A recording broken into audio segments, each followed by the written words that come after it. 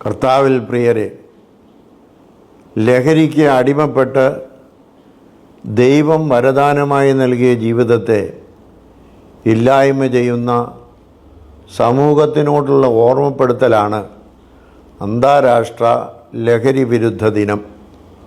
ഒപ്പം ആ മരണവഴിയിലേക്ക് യാത്ര ചെയ്യരുതെന്ന സന്ദേശവും ജൂൺ 26 നൽകുന്നു. Break the chain, prevention, treatment and recovery for all എന്നതാണ് ഈ വർഷത്തെ സന്ദേശം.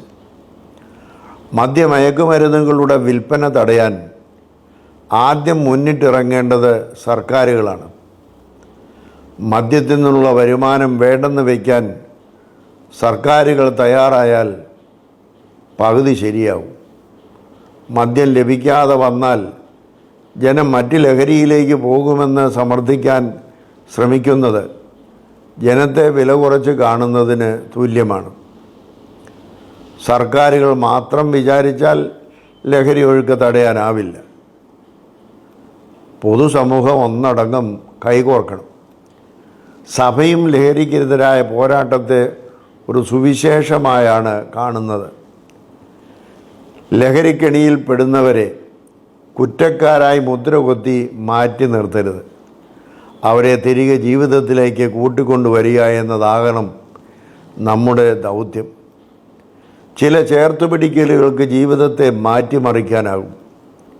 പ്രിയരെ, ലഹരി ഉപയോഗം ഒരു രോഗമാണെന്ന് തിരിച്ചറിഞ്ഞുള്ള കരുതലാണ് ഉണ്ടാവേണ്ടത്. പുതുതലമുറ വഴിതെറ്റാതിരിക്കാൻ ബോധവൽക്കരണം അനിവാര്യമാണ്. മലങ്കര ഓർത്തഡോക്സ് സുറിയാനി സഭയുടെ യുവജന പ്രസ്ഥാനം ഈ വരുന്ന ജൂലൈ മാസം 4 തീയതി മുതൽ 12 തീയതി വരെ കാസർഗോഡ് നിന്ന് തിരുവനന്തപുരം വരെ ഒരു ലഹരി വിരുദ്ധ സന്ദേശയാത്ര നടത്തുന്നുണ്ട്.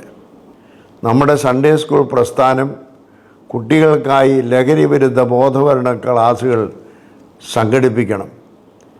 ലഹരി വിരുദ്ധ പ്രതിജ്ഞയെടുത്ത് നമുക്ക് ഈ ദിനത്തിൻ്റെ സന്ദേശം സമൂഹത്തിലേക്ക് പകരാം. ലഹരി എന്നത് മരണമാണ്. നമുക്ക് ജീവിതമാകട്ടെ ലഹരി.